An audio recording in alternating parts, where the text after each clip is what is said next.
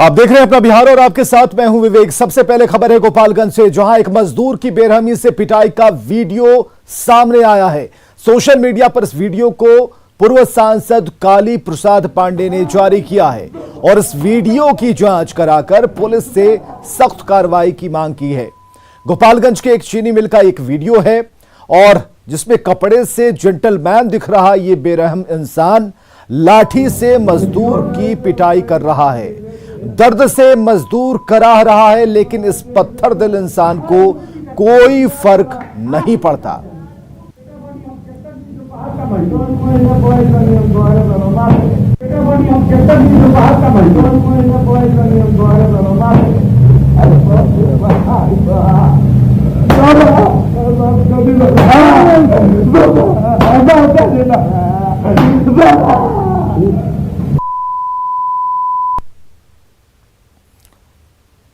चलिए इस पिटाई कर रहे स्थायी मजदूर था। मारने के क्रम में जैसा कि लेबर बता रहे हैं कि वो मर गया, ये भी लेबर बता रहे हैं कि उसका कलकत्ता में इलाज चल रहा है। ये शंकर प्रसाद आज 4 वर्ष पहले इस मिल से रिटायर हो गए। रिटायर के बाद ये मिल में पड़े हुए हैं। मैं यही चाहूंगा कि आईपीसी की धारा 302 और आईपीसी की धारा 366 में तुरंत मुकदमा दर्ज किया जाए। आज मुझे पता चला है कि शंकर प्रसाद कलकत्ता भाग गया है। मुकेश हमारे साथ फोन लाइन पर हमारे सहयोगी। मुकेश, क्या अपडेट है इस पूरे मामले में? तस्वीर तो वायरल हो चुकी है। इस बेरहम इंसान का चेहरा लोगों ने देखा है, इस मजदूर को पिटते देखा है, इसके बाद क्या खबर है? देखिए, मैं बता दूं कि इस मामले में मैंने जब लगातार शंकर प्रसाद से मैंने बात करने की कोशिश की, क्योंकि जो वायरल वीडियो है, इस वीडियो के अंदर साफ दिखाई दे रहा है कि किस कदर जो शंकर प्रसाद है अधिकारी, वो बेरहमी से पिटाई कर रहे हैं मजदूर की। वो लगातार गुहार लगा रहा है और वो सल्लेपुर का नाम ले रहा है बार बार, क्योंकि सल्लेपुर गोपाल में कई जगह कई गाँव में है, इसलिए वो व्यक्ति के बाद से ट्रेसलेस है। और मैंने कोशिश की बात करने की, वो रिंग भी जा रहा है, लेकिन शंकर प्रसाद मेरा फोन मुकेश, चीनी मिल के मैनेजर के तौर पर कहा जा रहा है, लेकिन चीनी मिल कौन सी है, किस चीनी मिल का मैनेजर है? देखिए, मैं बताऊं कि ये गोपालगंज स्थित हरकुआ में जो है विष्णु शुगर मिल है, और विष्णु शुगर मिल का जो ये सिक्योरिटी इंचार्ज हैं शंकर प्रसाद, और जो रिटायर हो गए हैं। लेकिन इस मामले में जब मैंने जो चीनी मिल के महाप्रबंधक हैं पीएस पानीकर, मैंने बात की, उनका कहना है कि उन्होंने वीडियो को देखा नहीं है और उसके बारे में उन्होंने कुछ भी कमेंट करने से इनकार कर दिया। विवेक, चलिए बहुत बहुत शुक्रिया इन तमाम जानकारियों के लिए। तो चीनी मिल, किस चीनी मिल का ये अधिकारी है ये भी हमने आपको बताया, और इस मजदूर की पिटाई इतनी बेरहमी से ये कर रहा है और ये कहा जा रहा है कि तुम बाहर जाओगे। ये मजदूर कह रहा है मैं आपको छोड़कर नहीं जाऊंगा, लेकिन फिर भी लाठियां बरसती रही।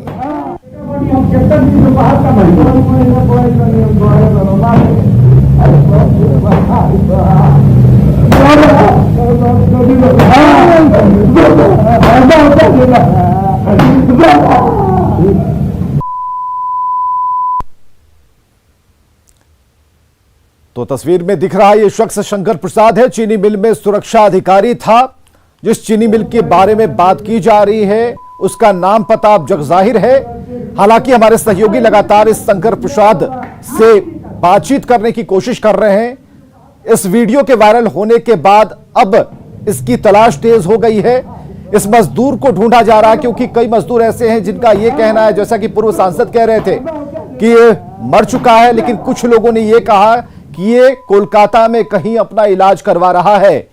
तो पूर्व सांसद ने जो वीडियो जारी किया है, इसके बाद अब तक जो अपडेट है एक्शन का, वो नहीं मिल पा रहा। तो पिटाई कर रहा शख्स, जिसके बारे में बताया जा रहा है कि उसका नाम है शंकर प्रसाद, जो बड़ी ही बेरहमी से इस मजदूर को मारे जा रहा है। और इसमें जो बातें ये बराबर इस मजदूर से पूछता है कि तुम बाहर काम करने जाओगे, यानी कि इस मजदूर को कैदखाने में रखा गया, उसे जकड़ा गया, उसे बांधा गया, उसे पीटा गया, और वो मजदूर कहता है रोते रोते कि मैं आपका पैर पकड़ता हूं, कहीं नहीं जाऊंगा। तो चीनी मिल में सुरक्षा अधिकारी की मनमानी और जिस तरह से वो लाठी भांज रहा है, पिटाई कर रहा है, वो सवाल कर रहा है कि आखिर इतनी निर्दयता के साथ इस मजदूर की पिटाई का मतलब क्या है, इसके पीछे की कहानी क्या है? हालांकि पूर्व सांसद ने इस वीडियो को वायरल जरूर किया है, लेकिन अब प्रशासन की जिम्मेदारी बनती है, वहां के स्थानीय थाने की जो पुलिस है उसकी जिम्मेदारी बनती है कि वो अब इस केस को आगे बढ़ाए। और काली पांडे पूर्व सांसद हमारे साथ फोन लाइन पर है। काली पांडे जी, आपने तो एक तस्वीर वायरल की है जिसे हम अभी प्रमुखता से दिखा पा रहे हैं, लेकिन पता नहीं चल पा रहा है कि जो लाठी बरसा रहा है वो है कहां? शंकर प्रसाद कौन है? मैं टीवी को धन्यवाद देता हूं। हेलो जी जी बोलिए, न्यूज 18 से विवेक बोल रहा हूं। बोलिए काली पांडे। मैं धन्यवाद देता हूं। ये घटना 15/2/2021 की है। बहुत मजदूर मेरे पास यहाँ सांसद और एमएलए रहा, बहुत मजदूर मेरे पास आते थे और इस मिल के अत्याचार की कहानी रोज सुनाते थे। 20-20 साल काम करने के बाद भी किसी मजदूर को अभी तक परमानेंट नहीं किया गया। मैं इसके पीछे लगा रहा। संयोग था कि जब ये व्यक्ति पीट रहा था तो कहीं से अपने जान बचाते हुए एक मेरे आदमी ने, गोपनीय चीज है उसका नाम नहीं बता सकता हूं, उसने ये स्टोरी तैयार की। स्टोरी तैयार करने के बाद मिल ने इतना बेरहमी किया कि उसको मिल से बाहर निकलने। चलिए, बहुत बहुत शुक्रिया काली पांडे जी, आपने कम से कम इस तस्वीर को वायरल तो किया। ये भी हिम्मत तो लोगों की होनी चाहिए। हालांकि ये जो पिटाई कर रहा शख्स कहां है, इस पर अब प्रशासन को नजर फरमानी चाहिए कि प्रशासन देखे, पुलिस देखे इस मामले को, संबंधित थाना भी इस मामले को देखे, और ये वीडियो भी उन्हीं के लिए है। चलिए अब बात करते हैं बेतिया में हुए बवाल की, जहां एक बार फिर सेविका बहाली में बवाल हुआ, जमकर मारपीट हुई। हैरान करने वाली बात यह है कि पुलिस के सामने ही एक दूसरे पर लोग हमला करते रहे, मरने मारने पर उतारू होते रहे, लेकिन वहां मौजूद पुलिस तमाशबीन बनी रही। जैसा कि इन तस्वीरों में आप देख सकते हैं, बताया भी जा रहा है कि कुछ देर तक तमाशबीन बन रही पुलिस वहां से चलती बनी, यानी कि निकल गई, और इस पूरी मारपीट में एक व्यक्ति को पीट कर घायल कर दिया गया। यह बताया जा रहा है कि साठी थाना क्षेत्र के बहुअरवा भेड़ियारी टोला वार्ड संख्या 8 में आंगनबाड़ी सेविका सहायिका बहाली के दौरान हो रहे आम सभा में भाग लेने जा रहे एक वृद्ध के साथ गांव के दबंग वार्ड सदस्य ने मारपीट की, और मारपीट के दौरान वार्ड सदस्य मोती दास ने बुजुर्ग व्यक्ति को पकड़ा और स्थानीय परशुराम दास ने उसे पीटना शुरू कर दिया। हंगामे की वजह यह बताई जा रही है कि गलत तरीके से लोग बहाली करवा रहे थे, जिसका ग्रामीणों ने विरोध किया था।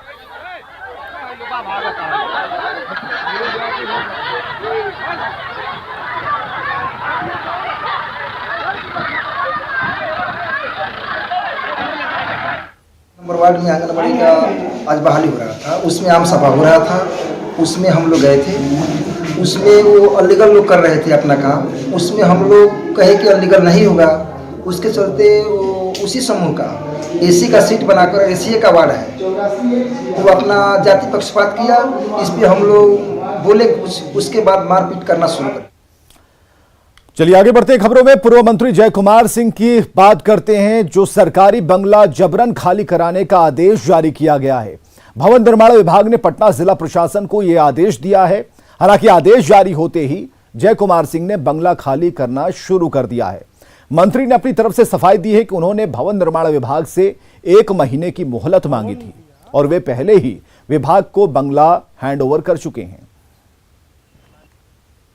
पूर्व मंत्री जय कुमार सिंह का सरकारी आवास और इसे खाली कराने के लिए भवन निर्माण विभाग ने आदेश दिया है कि जबरन खाली कराया जाए।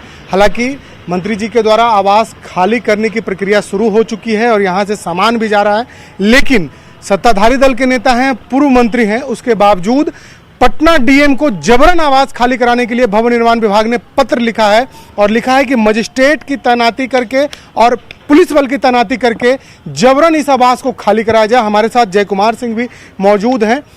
क्या चल रहा है यहाँ? आपको आवास खाली कराने के लिए क्या पहले भी नोटिस दिया गया था या फिर सीधे अभी नोटिस दिया गया जबरन खाली कराने के लिए? नहीं, हम लोग का बात नहीं था। पहले ही मेरे मंत्री से बात हो चुका था, जिनको आवंटन हुआ था, और मैं पहले कहा था कि हमारा एक तो मेरा घर बन रहा है, चूँकि गृहवास में काफ़ी समय है, इसलिए मुझे अच्छा नहीं लग रहा था कि चूँकि 25 मई की गृहवास है तो बहुत लंबा समय तक नहीं रह सकते हैं। तो मैं उनको बोल दिया था, आप देखें होंगे 90% जो एरिया है उनका स्टाफ 1 महीना पहले से मैं ही अलाउ कर दिया था, सब लोग रह रहे हैं। किनके स्टाफ? ये रामप्रीत पासवान जी जो PhD मिनिस्टर है, तो उनका स्टाफ 1 माह पहले से यहाँ पर रह रहे हैं और अपने काम भी कर रहे हैं, उनकी रंग रोगन का भी काम चल रहा है। और मैं ये अपनी एक 3-4 माह के लिए एक फ्लैट की तलाश थी जो हो गया है, आज देखें होगा हमारा सामान भी शिफ्ट कर रहा है। तो ये नोटिस सिर्फ उसकी नहीं है कि आप रूम खाली कीजिए, नोटिस है कि आपके 2 माह में 4,64,000 आपको दे देना है। तो ये जो दे देना है तो स्वतः छोड़ना पड़ेगा, इसकी हैंडओवर पहले ले लेना चाहिए। यदि हैंडओवर नहीं लिए तो इसमें कोई कार्य नियमतः में नहीं चालू करना चाहिए था, वो मेरे अनुमोदन से ही चालू हुआ है। तो जब हम इतनी कटसी मेंटेन किए हुए हैं कि आप बिना हैंडओवर किए हुए आप इसमें काम कर रहे हैं, यदि हैंडओवर नहीं हुआ है तो अभी आपका राइट नहीं है कि इसमें कोई काम करने का और फिर हमको भाड़ा भी देने का। हार्डिंग रोड का ये 43 नंबर बंगला है, जिस बंगले को खाली कराने के लिए भवन निर्माण विभाग ने पटना जिला प्रशासन को पत्र लिखा है कि यदि बंगला खाली नहीं होता है तो जबरन इस बंगले को खाली कराया जाए। हालांकि जय कुमार सिंह ने कहा है कि वो बंगला खाली करने की प्रक्रिया शुरू कर दी है उन्होंने। कैमरा पर्सन अजय के साथ शैलेंद्र, न्यूज़ 18 पटना। उद्योग को बढ़ावा देने के लिए बिहार सरकार अपना बंदरगाह बनाने की तैयारी में है और यह बंदरगाह ओडिशा में बनाया जाएगा। मकसद है निवेशकों को सुविधा देने का, ताकि बिहार में उद्योग लगे और लोगों को रोजगार मिले।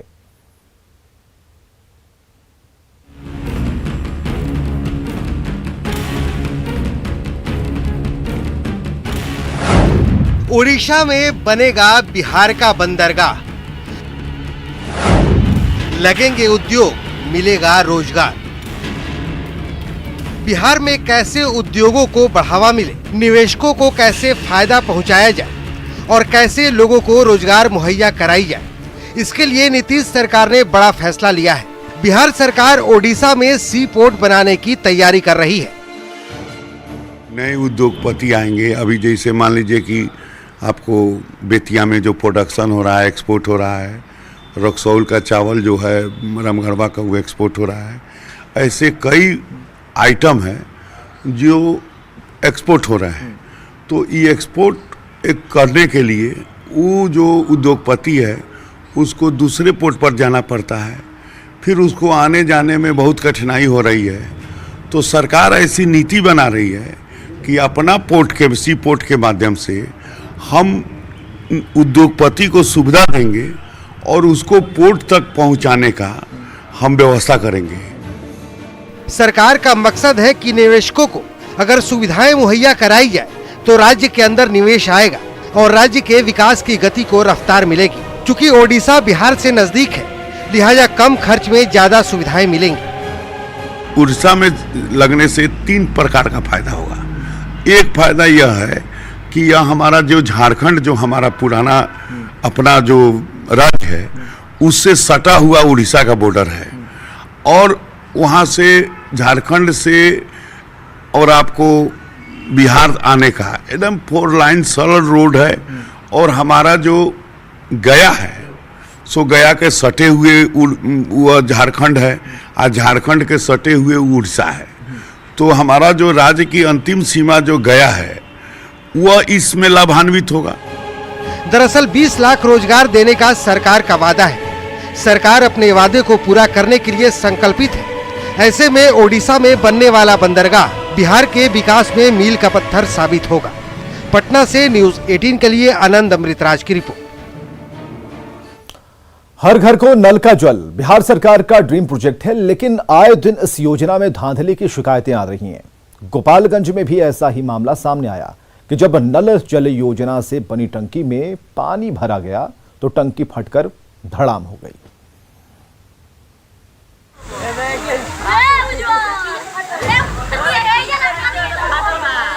हो सकता है इस झरने को देख आपका नहाने का मन कर जाए। इस झरने को देख आप रोमांचित हो जाएं। लेकिन यह झरना कोई कुदरती नहीं है, बल्कि ये झरना भ्रष्टाचार की उस टंकी से निकला है जिसमें पानी भरते ही टंकी फट गई।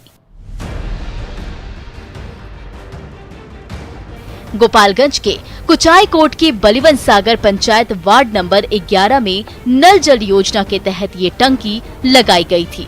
करीब 12,80,000 की लागत से बनी इस योजना का हसरे देखिए कि 3 साल के भीतर ही धराशायी हो गई। पानी ऊपर ढक्कन था वो भी नहीं था, तो शिकायत किए थे तब लगाए। फिर क्या हुआ? तो कितने दिन से चू रहा था, अपने मने गिर गया। अच्छा, ब्लास्ट कर गया वो। जी। पंचायत के मुखिया प्रतिनिधि भी मानते हैं कि टंकी लगाने के कुछ दिन बाद से ही इसमें लीकेज था, लेकिन टंकी के इस तरह फटने की कोई संभावना नहीं थी। ऐसे में मुखिया प्रतिनिधि इसके पीछे साजिश की आशंका जता रहे हैं। चढ़कर देखा गया है कि 1-2 जगह मारा गया है किसी चीज से, चीर का निशान है, चीर का निशान है। उसके वजह से आप पाइप का जो ऊपर का जो ओवरफ्लो पाइप होता है उसके वजह से, यही 2 वजह से फटा होगा। इस पानी टंकी से करीब 150 घरों को पानी पहुंचाने की योजना थी, लेकिन ग्रामीणों का आरोप है कि पानी टंकी लगाने में घोटाले के साथ टावर भी बेहद कमजोर बनाया गया, जिसकी जांच की मांग तेज हो गई है। वही मुखिया प्रतिनिधि की ओर से इसे जल्द दुरुस्त कराने का दावा किया जा रहा है। मुकेश कुमार, न्यूज़ 18, गोपालगंज। और गया स्थित विष्णुपद मंदिर प्रबंधन के लिए अंतरिम कमेटी बनाने के पटना हाईकोर्ट के फैसले पर सुप्रीम कोर्ट ने रोक लगा दी। चीफ जस्टिस की बेंच ने हाईकोर्ट के फैसले के खिलाफ दायर याचिका पर सुनवाई करते हुए नोटिस जारी किया। याचिका में सुप्रीम कोर्ट से मांग की गई है कि मंदिर के प्रबंधन और उसकी संपत्ति पर राज्य सरकार का नियंत्रण होना चाहिए। साथ ही जैसे वैष्णो देवी और तिरुपति मंदिर प्रबंधन के लिए बोर्ड का गठन किया गया है, वैसे ही बोर्ड विष्णुपद मंदिर के लिए होना चाहिए। याचिका में मांग की गई है कि यात्रियों को बेहतर सुविधा मुहैया कराने के लिए ऐसा किया जाना जरूरी है। गौरतलब है कि पटना हाईकोर्ट में एक जनहित याचिका दाखिल कर राज्य के सभी मंदिरों की संपत्ति सार्वजनिक करने की मांग की गई है। हाईकोर्ट ने अपने फैसले में विष्णुपद मंदिर के प्रबंधन के लिए अंतरिम कमेटी गठित करने का आदेश दिया था। अंतरिम कमेटी में गया के जिलाधिकारी को अध्यक्ष, पुलिस अधीक्षक, नगर निगम आयुक्त और जिला जज को सदस्य, जबकि न्यायिक अधिकारी को सचिव के तौर पर नियुक्त करने का आदेश था। साथ ही समिति में पंडा समाज के 2 सदस्य और जिलाधिकारी की ओर से एक प्रबुद्ध सामाजिक कार्यकर्ता सदस्य के तौर पर नामित करने का आदेश दिया गया था। चलिए बात करते हैं महाजाम की। पटना के गांधी सेतु पर आज फिर से भीषण जाम लग गया। जाम में फंसी हजारों गाड़ियां सरकती नजर आईं। जाम की वजह से लोगों को भारी परेशानियां हुई और इसका असर NH 30 पर दिखा। पटना 0 माइल से लेकर करमली चक तक जाम की स्थिति है और साथ ही पटना मसौढ़ी रोड पर भी जाम ही जाम है। पुल का जो पूर्वी लेन है वो बंद है और पश्चिमी लेन पर एक ट्रक खराब है, जिससे पुल पर जाम लगा है। औरंगाबाद के रफीगंज सीओ की गाड़ी एक बाइक से टकरा गई, जिसमें 2 लोग घायल हो गए। हादसा शिवगंज रफीगंज रोड पर हुआ। हादसे के बाद स्थानीय लोगों ने सीओ की गाड़ी पर हमला बोल दिया और सीओ ने बताया कि बाइक काफी तेज रफ्तार से आ रही थी, जिससे हादसा हुआ। बाइक सवार घायल युवकों का इलाज सदर अस्पताल में चल रहा है।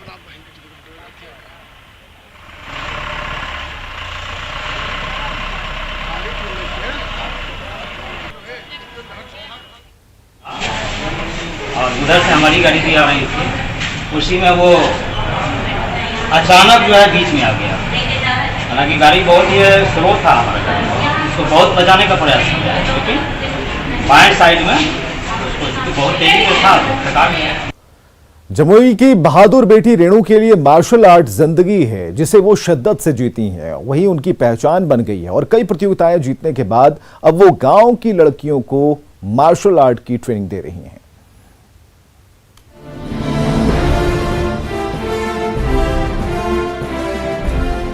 आम के बगीचे में जुटे बेलदरिया गांव के छोटे छोटे बच्चे मार्शल आर्ट के दांव पेच सीख रहे हैं।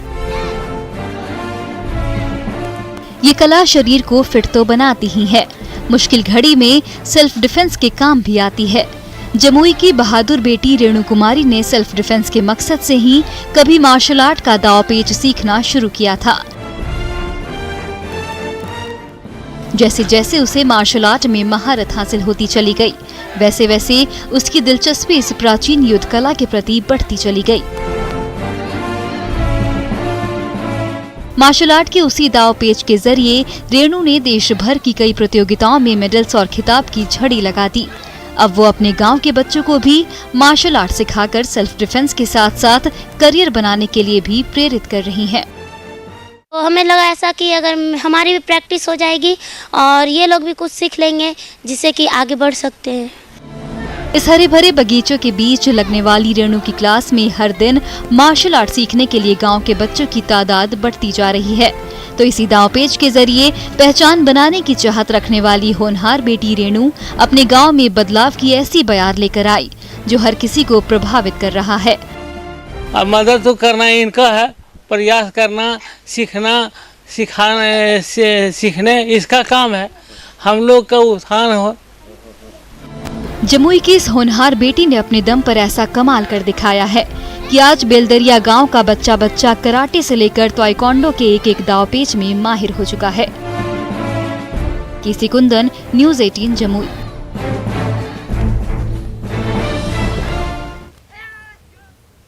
और आगे देखिए जोहार झारखंड।